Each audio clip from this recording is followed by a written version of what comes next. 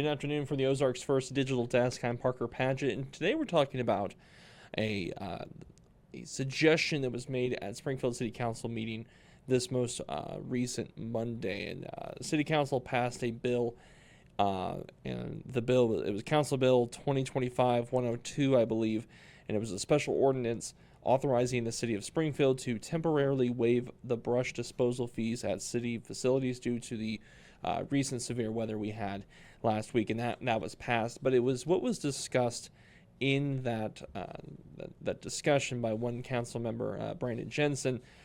And I want to talk to you about some of the what his plan was, or not really his plan, rather, but maybe his idea in terms of helping the reimbursement process, the funding, specifically related to FEMA disaster reimbursement. We previously covered the Stafford Act reimbursement and how it's a much lower threshold when it comes to damage in order to get some reimbursement from the state level, and then FEMA disaster that comes at the federal level. But Brandon Jensen, Councilman Brandon Jensen, first in his comments says that he noticed that the damage, he calls it widespread disaster that affected large swaths of Zone 1, also Zone 3, and then he also talked about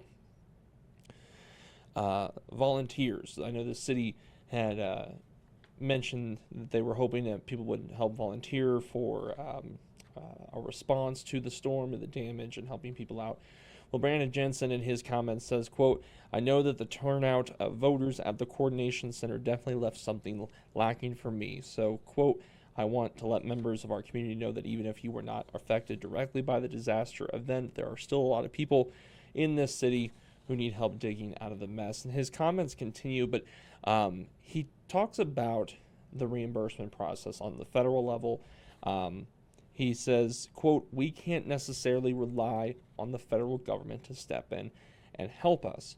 And then he also says, quote, "I don't think we should count on that assistance being there." And Councilman Jensen, in his comments, brings up this rainy day fund, or a reserve, when it comes to, actually specifically his quote says, quote, "That doesn't mean our citizens still don't need our help, and so regardless of whether we can expect reimbursement for this type of service, we have a reserve or a rainy day fund for a reason, which is to help us recover from disasters." And so Councilman Jensen says he would be supporting utilizing those funds to either provide overtime incentives for city employees if they're able to provide services, or contracting with crews to help residents.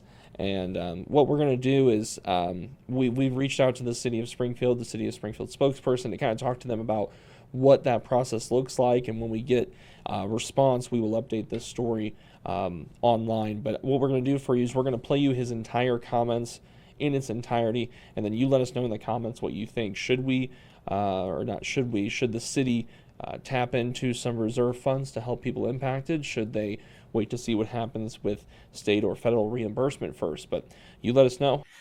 First, I want to thank our city staff for listening to my pretty dogged request over the last year and a half to enact this type of program.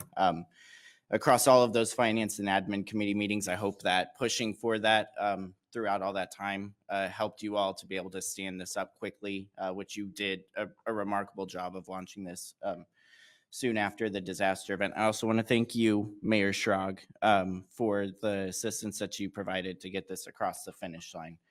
I did just want to note, I spent pretty much all day Saturday assisting with storm cleanup, going to people's houses and helping them to remove a lot of the debris that they had experienced. And I can say firsthand, this is a pretty widespread disaster that has affected large swaths of Zone 1. And I know Councilwoman Horton can speak to that through her work, but also impacted Zone 3. And it's my hope that there was a really strong grassroots neighbor helping neighbor cleanup effort.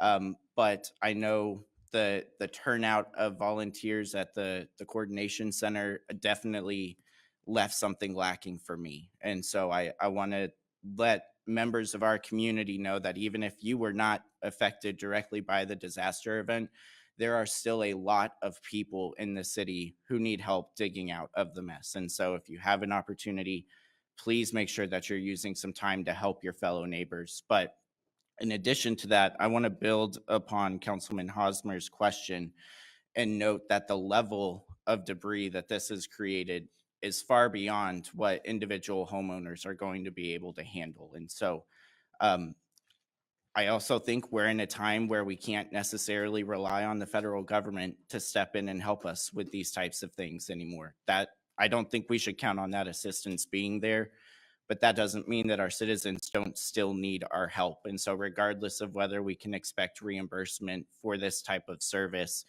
we have a reserve or a rainy day fund for a reason, which is to help us recover from disasters. And last Tuesday was certainly a rainy day in my books. And so I would be supportive of utilizing those funds to either provide overtime incentives for our employees if they're able to provide this type of service, or contracting with crews to help residents. But this is a citywide disaster, and it deserves a citywide response.